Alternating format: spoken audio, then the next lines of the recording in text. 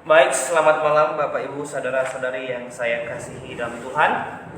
Senang rasanya bisa bertemu dengan Bapak Ibu semua kembali dalam sesi pembelajaran Alkitab kita, dalam pendalaman Alkitab kita. Dan saya ingin memberitahukan bahwa saudara-saudari yang biasa mengakses pendalaman Alkitab kita dengan YouTube, mohon maaf, malam hari ini ada sedikit kendala dalam perangkat kita, sehingga live streaming via YouTube untuk malam ini ditiadakan dan kita menggunakan media Facebook. Tetapi saya akan berusahakan untuk mengupload ulang pembelajaran firman Tuhan yang kita pelajari malam hari ini ke YouTube nantinya. Baik, Bapak Ibu sekalian yang saya kasihi dalam Tuhan, ya, cuaca di Depok malam hari ini tidak begitu baik, ya. Tapi kita berdoa sekiranya pendalaman Alkitab kita bisa berjalan dengan lancar dan suhu panas sekali, cuaca panas sekali, tapi di luar hujan, ya. Tetapi tidak mengurangi rasa semangat saya dan tentunya kita semua untuk sama-sama mempelajari kebenaran firman Tuhan.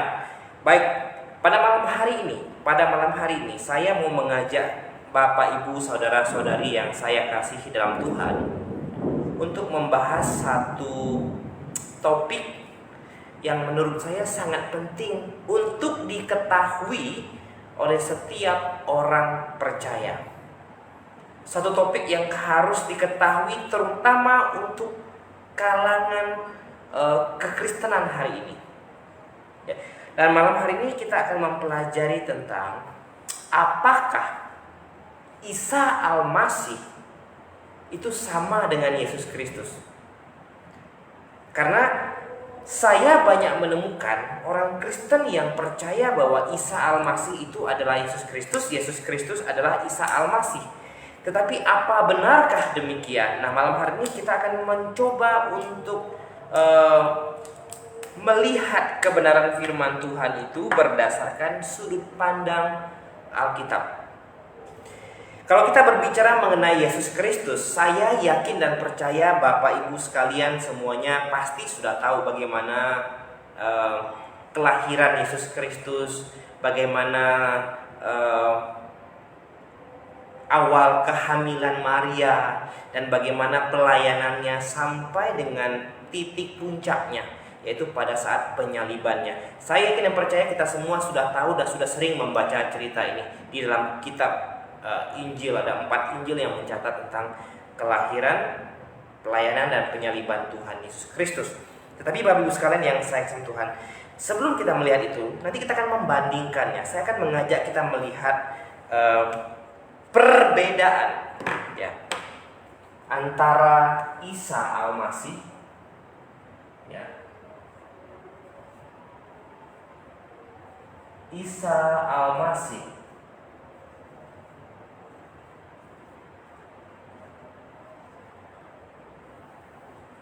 Isa Al-Masih.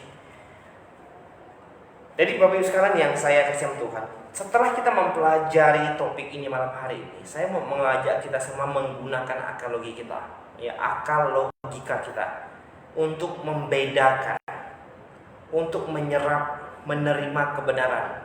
Sekali lagi, bahwa kekristenan hari ini menggunakan Alkitab sebab Alkitab adalah standar iman kita.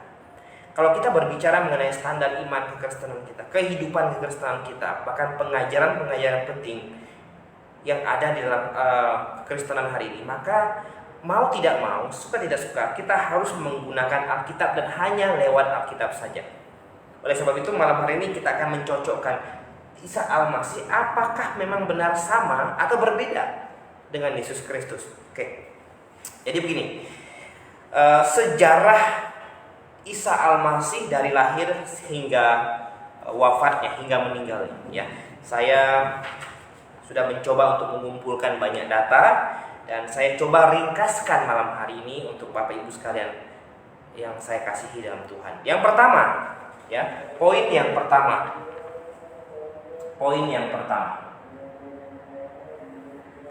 tentang Isa Al-Masih, bahwa katanya Isa Al-Masih ini lahir dari perempuan suci yang bernama Maria. Ibunya bernama Maria.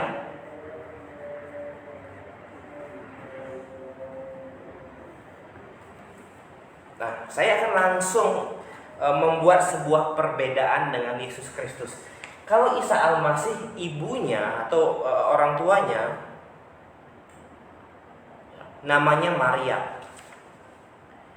Sementara kalau kita membaca Injil, keempat Injil, Yesus Kristus ya, ibunya adalah Maria. Apakah Maryam dan Maria ini sama? Ternyata berbeda. Maryam di dalam Alkitab atau Miriam di dalam Alkitab ini sama. Maryam, Miriam ini sama. Ya. Miriam di dalam Alkitab itu adalah saudaranya Musa, saudaranya Harun. Sementara ibu Yesus hari itu adalah Maria. Jarak antara Maryam dengan Miriam dengan Maria itu hampir 1500 tahun jaraknya. Jadi perbedaan yang pertama antara Yesus Kristus dengan Isa Al-Masih adalah bahwa Isa Al-Masih ibunya Maryam, sementara Yesus Kristus ibunya Maria. Ya. Sementara Miriam dan Maria atau Maryam dan Maria ini adalah dua sosok yang berbeda. Ya, dua sosok yang berbeda. Maryam atau Miriam di dalam Alkitab itu adalah saudaranya Musa, saudaranya Harun.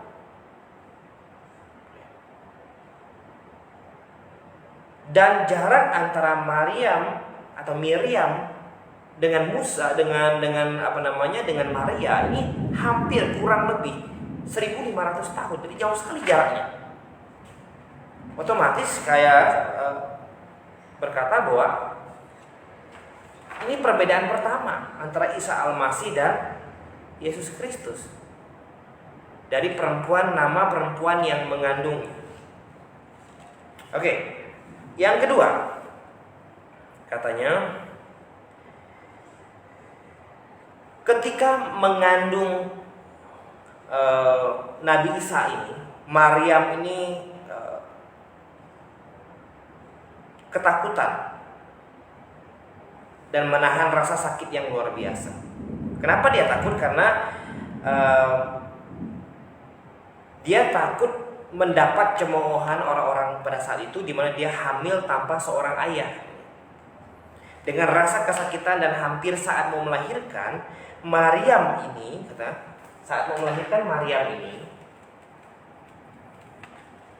pergi atau duduk di bersandar ya. Saat akan melahirkan.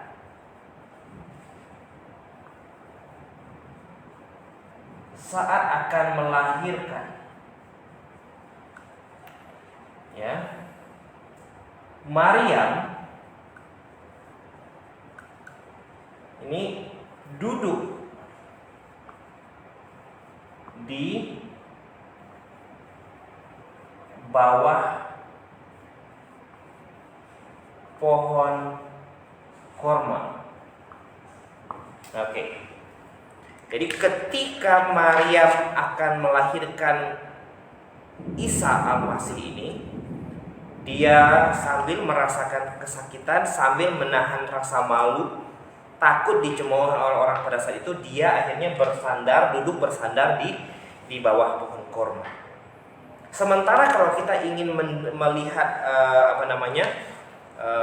pada saat Yesus akan dilahirkan, ketika suatu hari malaikat Gabriel datang kepada Maria dan berkata kepadanya bahwa dia akan mengandung dari Roh Kudus, dan nanti ketika lahir Maria harus menamai anaknya itu Yesus, sebab dialah yang akan menyelamatkan bangsanya. Jadi Yesus itu artinya juru selamat atau penyelamat. Nah,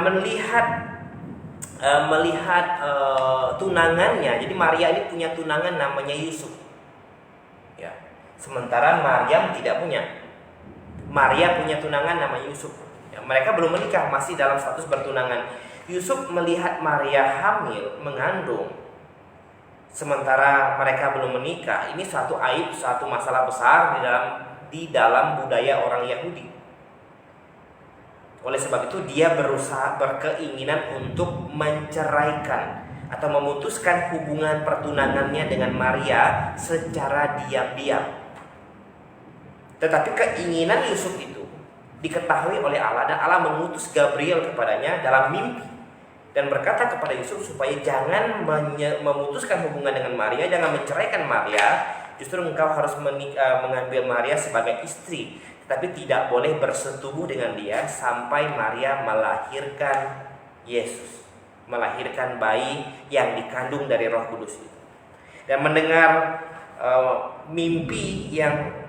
mendengar malaikat yang berkata dalam mimpinya, akhirnya Yusuf mengurungkan niatnya, membatalkan niatnya untuk menceraikan Maria, untuk memutuskan hubungannya dengan Maria. Melainkan sebaliknya, justru dia tetap melanjutkan hubungan, bahkan menikah dengan Maria, tetapi tidak melakukan hubungan suami istri sampai dengan Yesus lahir ke dunia.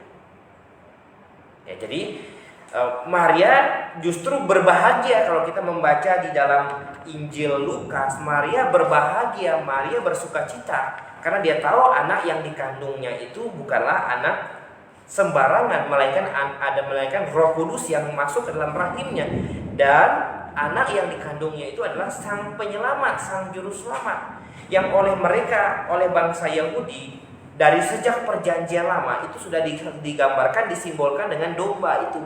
Dan inilah nanti cikal bakal sang juru selamat yang akan menebus dosa dunia. Dan Maria tahu hal itu. Oleh sebab itu dia tidak bersusah hati, dia tidak berduka cita, dia tidak bersedih, melainkan dia bersuka cita. Kalau Anda membaca kisah Rasul, ya, kisah para Rasul, bukan kisah para Rasul, tetapi Injil Lukas, bukan kisah para Rasul, tapi Injil Lukas, ya, Injil Lukas mulai ayat pasal 1 mulai ayat 46 sampai dengan ayat yang ke-66. Ini adalah ungkapan nyanyian Maria, bentuk sukacitanya atas anugerah terbesar, karena dia adalah wanita paling berbahagia di dunia ini. Kenapa? Dia akhirnya rahimnya dipakai oleh Allah untuk melahirkan sang juru selamat yang datang ke dunia dalam rupa manusia. Tapi berbeda dengan Maryam. Maryam merasa malu, merasa terkucilkan, sehingga dia berusaha untuk melarikan diri, dan akhirnya dia bersandar di bawah pohon kurma. Nah, poin yang selanjutnya ini, ketika Maryam merasa dalam kondisi yang sangat terpuruk ini, akhirnya Allah katanya mengutus malaikat Gabriel, ya, mengutus malaikat Jibril katanya untuk menghibur Maryam, sehingga dia tidak lagi merasa sedih akan takdir yang diberikan kepadanya.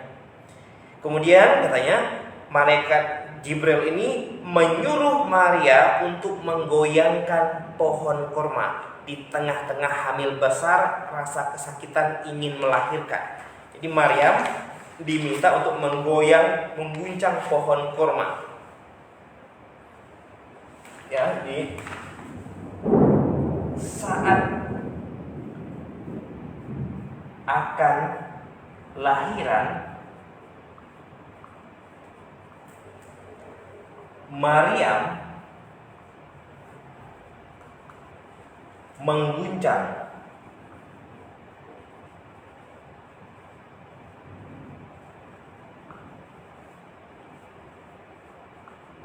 pohon korma. Oke, sebentar.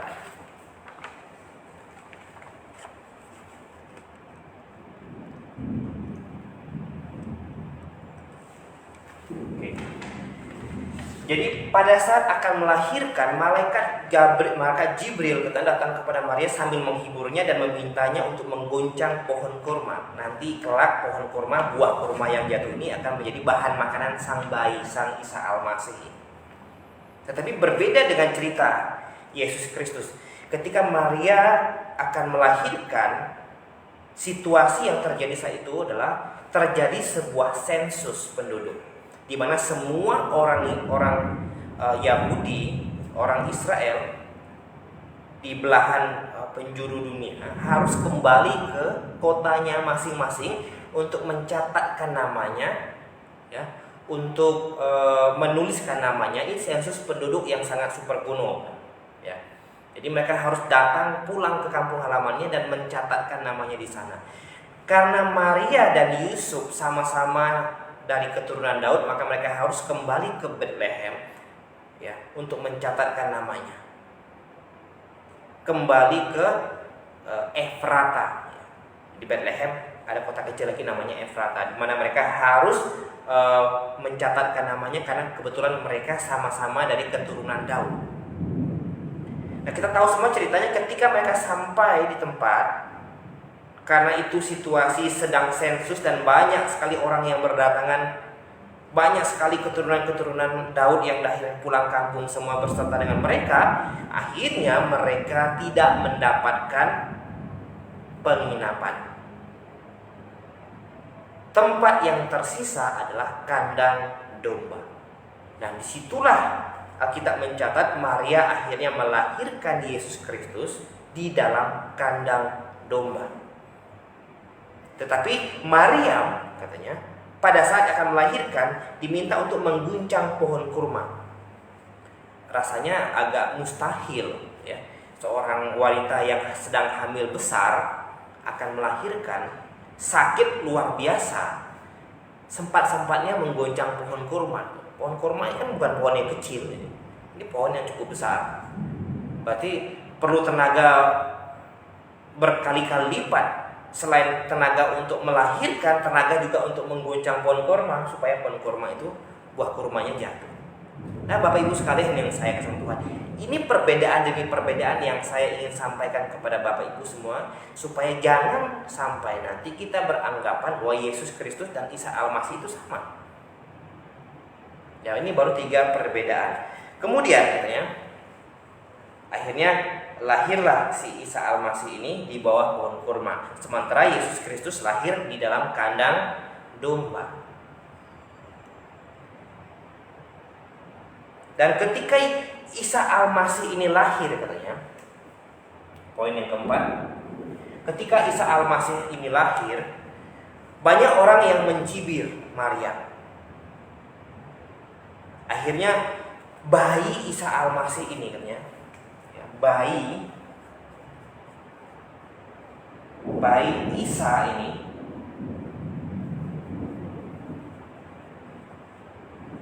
bayi Isa Al-Masih ini berbicara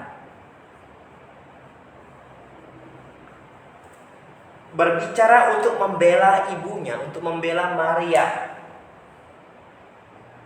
atas tuduhan-tuduhan orang-orang yang ada pada saat itu. Luar biasa ya, jadi bayinya langsung bisa ngomong hari itu. Sementara ya Yesus Kristus lahir ke dunia layaknya bayi-bayi pada umumnya. Dia manusia, dia real manusia, dia mengalami pertumbuhan manusia. Alkitab tidak mencatat bagaimana kisahnya pada saat dia masih bayi, tetapi setelah kelahirannya, kemudian setelah usianya 12 tahun, ya, barulah muncul kembali cerita tentang Yesus Kristus, di mana dia bersama dengan Maria dan Yusuf pergi ke Bait Allah, dan dia beradu argumentasi dengan para ahli Taurat, orang Farisi yang ada di dalam Bait Allah itu. Sehingga apa? Alkitab mencatat bahwa orang-orang Farisi, ahli-ahli Taurat, ahli-ahli kitab tercengang melihat pengetahuan yang dimiliki oleh seorang anak usia 12 tahun. Dan mereka dibuat kebingungan, dari mana pengetahuan yang begitu luar biasa untuk seorang anak sekelas usia 12 tahun, sehingga menguasai firman Tuhan, kitab Taurat dengan begitu luar biasa. Ini membuat heran para ahli Taurat, ahli kitab, orang Farisi. Oke, maaf Bapak sekalian ya. Jadi kalau Anda harus mendengar suara geledek, ya, karena memang cuaca yang sedang terjadi di Depok hari ini tidak begitu baik, dan tolong doakan sekiranya jaringan internet tetap berjalan dengan lancar sehingga PA kita bisa terselesaikan dengan baik. Oke. Ada perbedaan kembali, ya.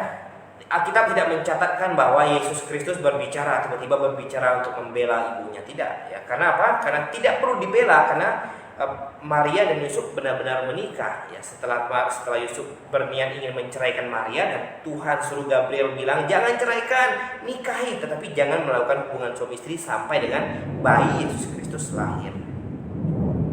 Oleh sebab itu Maria secara adat, secara budaya orang Yahudi aman, karena terbukti dia punya suami.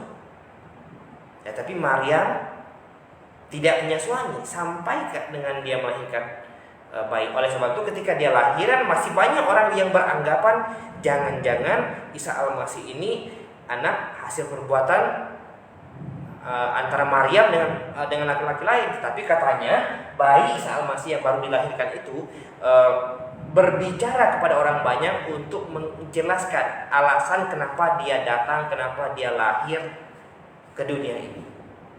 Nah, ini perbedaan gitu ya. Nah, kemudian poin yang selanjutnya, yang kelima, katanya ya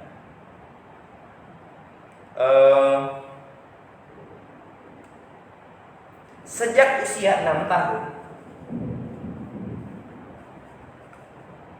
sejak usia 6 tahun Isa ini masuk perguruan Taurat. Isa ini masuk sekolah Taurat.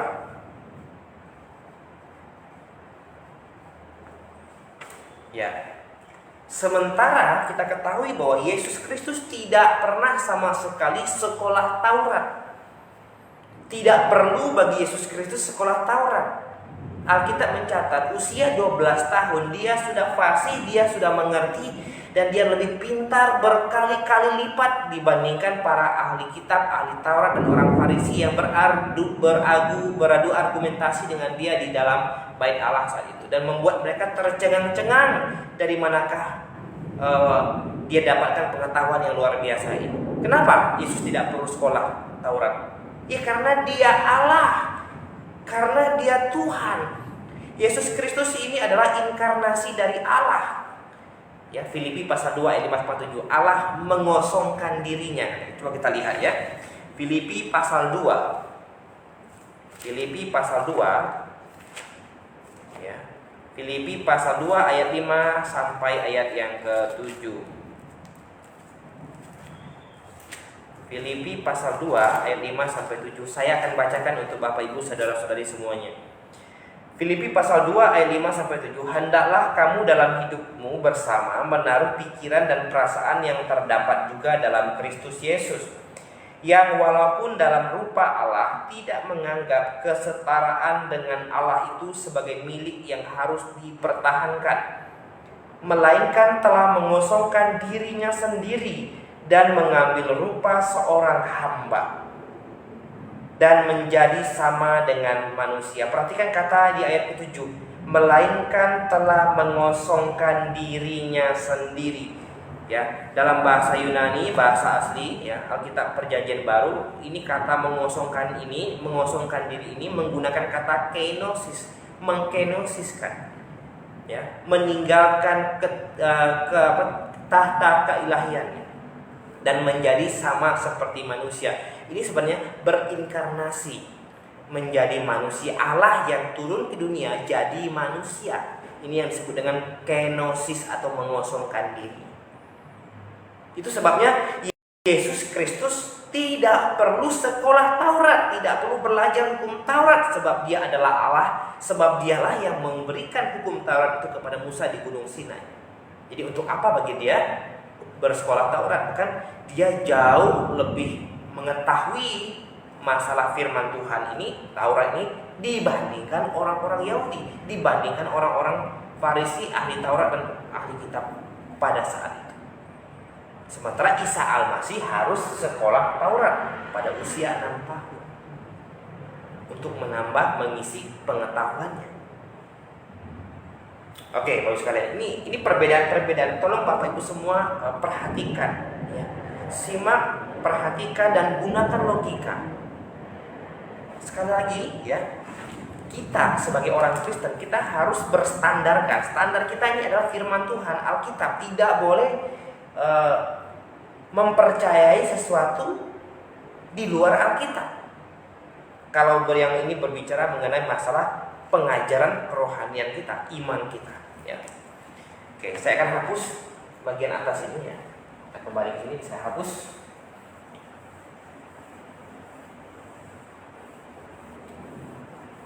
Oke. Nah, yang selanjutnya katanya,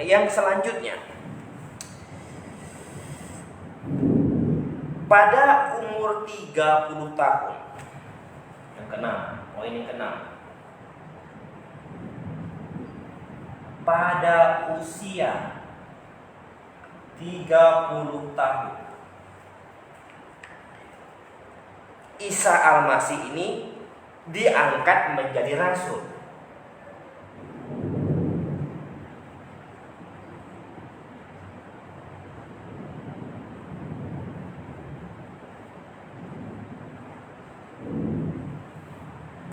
Menjadi rasul. Jadi Isa Al-Masih ini pada usia 30 tahun diangkat menjadi rasul, ya. Tetapi Yesus Kristus tercatat dalam Alkitab tidak pernah sama sekali diangkat menjadi rasul. Sebab apa? Sebab dia adalah Allah. Usia 30 tahun Yesus mulai turun ke dalam ladang pelayanan. Dan mujizat pertama, pelayanan pertama, mujizat pertama yang dilakukan oleh Yesus Kristus hari itu adalah mengubah air menjadi anggur pada saat pernikahan di kota Kana. Itu terdapat di dalam Injil Yohanes pasal 2. Jadi kita lihat perbedaannya Bapak Ibu sekalian, ya. Yesus Kristus tidak pernah sama sekali diangkat menjadi rasul. Untuk apa? Sebab dia adalah Allah. Sementara Isa Al-Masih usia 30 tahun diangkat menjadi rasul. Justru Alkitab menuliskan Yesus Kristus yang memilih 12 rasul. Kemudian ditambah dengan Rasul Paulus 13 rasul. Bukan dia yang diangkat menjadi rasul. Oke, selanjutnya kita percepat saja, ya. Selanjutnya diceritakan juga. Nah, ini yang paling penting, ini yang paling menarik, poin yang menarik bagi saya. Kita langsung loncat kepada bagaimana tujuan utamanya. Jadi katanya menurut mereka yang percaya Nabi Isa ini dibunuh oleh orang Israel, ya. Mereka dibunuh oleh orang Israel, ya, dengan cara disalibkan, gitu. Tetapi sebenarnya bukan Nabi Isa yang dibunuh, ya. Jadi orang Israel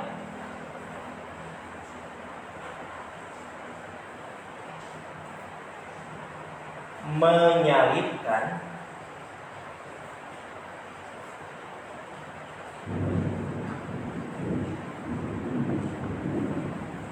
orang, singkat saja, yang mirip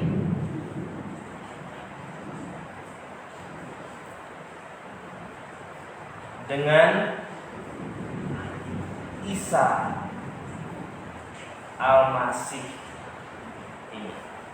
Jadi Isa Al-Masih tidak benar-benar disalib.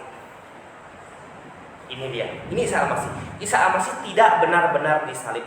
Tetapi Yesus Kristus datang ke dunia, dia ditunjuk oleh Yohanes Pembaptis dalam Yohanes pasal 1 ayat 9. Lihatlah anak domba Allah yang menghapus dosa dunia. Ya, dia harus disalibkan. Yesus harus benar-benar disalibkan supaya dosa seisi dunia selesai. Ketika Adam dan Hawa jatuh dalam dosa, mengakibatkan semua keturunan mereka berada dalam posisi orang berdosa. Dan tujuan kedatangan Yesus Kristus untuk menyelamatkan keturunan Adam dan Hawa, untuk menyelamatkan Adam dan Hawa dan keturunannya supaya mereka tidak masuk ke neraka. Di dalam perjanjian lama, orang-orang perjanjian lama diminta untuk bertobat, percaya kepada Sang Mesias, Sang Juru Selamat yang akan datang. Sambil percaya kepada Juru Selamat yang akan datang, mereka diminta untuk menyembelih domba yang menggambarkan, yang mengingatkan mereka tentang Juru Selamat yang akan datang itu.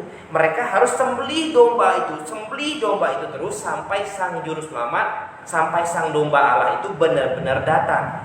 Dan ketika Yohanes menunjuk, lihatlah anak domba Allah yang menghapus dosa dunia, makanya orang-orang dalam perjanjian baru, mereka juga supaya selamat, sama seperti orang-orang dalam perjanjian lama, diminta untuk bertobat dan percaya. Tetapi percaya kepada Juru Selamat yang sudah datang, yang sudah menebus semua dosa manusia. Sementara orang-orang dalam perjanjian lama bertobat dan percaya kepada Juru Selamat yang akan datang sambil menyembelih domba. Kita yang hidup dalam perjanjian baru bertobat dan percaya kepada Juru Selamat yang sudah datang dan tidak perlu lagi menyembelih domba, sebab domba Allah sudah disembelih dan dosa kita diselesaikan.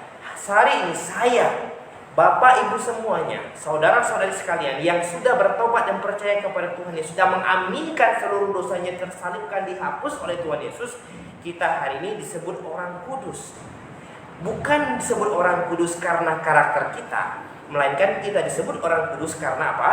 Karena posisi Yesus yang adalah orang kudus diberikan kepada kita yang percaya kepadanya. Kita hari ini disebut anak Allah.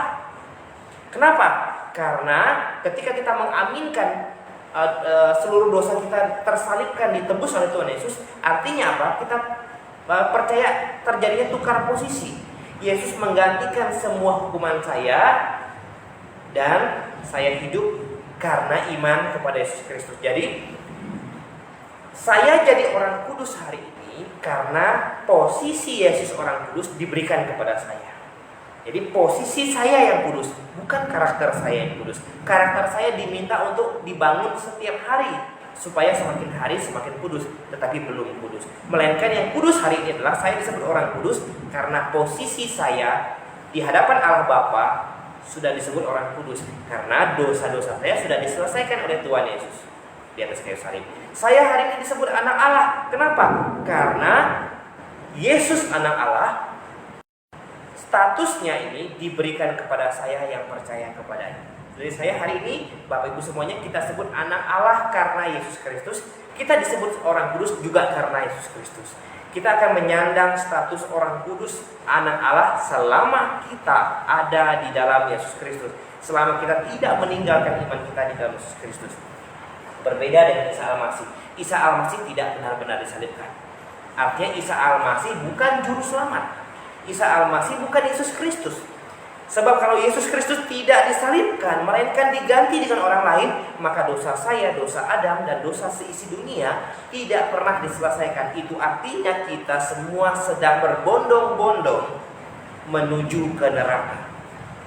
Tetapi puji Tuhan, juru selamat saya, Yesus Kristus, sudah menyelesaikan dosa saya di atas kayu salib, dan pada hari yang ketiga dia bangkit untuk membenarkan saya. Itu sebabnya hari ini saya disebut orang kudus, karena posisi saya hari ini ya sudah tukar posisi. Posisi saya orang berdosa diambil oleh Tuhan Yesus. Posisi Yesus Kristus anak orang kudus diberikan kepada saya yang percaya kepadanya. Bapak Ibu sekalian, oleh sebab itu ketika Paulus menuliskan suratnya kepada jemaat Korintus, 1 Korintus pasal 1 ayat 1, salam kepada orang-orang kudus di kota Korintus. Apakah orang-orang di Korintus tidak berbuat dosa? Tidak pernah berbohong? Tidak. Kudus di sini bukan mengacu kepada karakter, melainkan posisi mereka ketika mereka sudah sungguh-sungguh percaya Yesus, mereka disebut orang kudus karena Yesus Kristus. Inilah yang membedakan mengapa saya tidak percaya Yesus Kristus sama dengan Isa Al-Masih. Tetapi mengapa hari ini banyak orang Kristen percaya Yesus Kristus sama dengan Isa Al-Masih? Bagi saya berbeda. Yesus Kristus ya adalah juru selamat, Isa Al-Masih ya orang biasa, sebab Isa Al-Masih tidak menanggung dosa dunia, tidak menanggung dosa manusia. Sementara Yesus Kristus disalibkan, menanggung dosa dunia dan bangkit pada hari ketiga. Dan kebangkitannya disaksikan lebih dari 12 orang. Ada banyak murid-muridnya yang menyaksikan kebangkitan Yesus Kristus. Ini menunjukkan bahwa dia benar-benar bangkit dan kubur Yesus sudah kosong. Nah, Bapak Ibu sekalian yang saya kasih Tuhan, jadi saya mau mengajak kita semua membuka pikiran dan hati kita. Mari kita belajar Alkitab dengan benar. Mari kita teliti firman Tuhan dengan benar. Jangan sampai kita percaya karena ikut-ikutan. Jangan kita menjadi orang Kristen yang tidak mau belajar, melainkan jadilah orang Kristen yang senantiasa ingin belajar. Dan juga jangan jadi orang Kristen yang gampang dan mudah tersinggung hanya karena kepercayaan saya, kepercayaan kita, ya. Apa yang saya percaya, apa yang kita percaya ini ternyata salah, ya. Setelah diungkapkan ternyata salah. Sekali lagi saya mau katakan bahwa Yesus Kristus dan Isa Al-Masih ini dua tokoh yang berbeda. Yesus Kristus sungguh-sungguh disalibkan supaya dosa saya dan Bapak Ibu semuanya, dosa seisi dunia selesai, dan kita semua kalau mati hari ini yang percaya kepadanya akan bersama-sama dengan Tuhan Yesus di surga nanti. Tetapi Isa Al-Masih tidak disalibkan, melainkan yang mirip dengan dia digantikan. Berarti Isa Al-Masih bukan juru selamat dan tidak pernah menanggung dosa dunia. Dan sekiranya malam hari ini renungan firman Tuhan yang singkat bisa membuka hati pikiran kita. Mulai hari ini jangan lagi berkata Yesus adalah Isa Al-Masih, Isa Al-Masih adalah Yesus. Ini dua tokoh yang berbeda. Sekiranya ini menjadi berkat bagi kita, dan kiranya ini menjadi berkat, silakan share sebanyak-banyaknya supaya semakin banyak orang lain juga paham dan mengerti. Dan untuk mengakhiri pembelajaran kita malam hari ini, saya mau berkata untuk kita semua, Maranatha.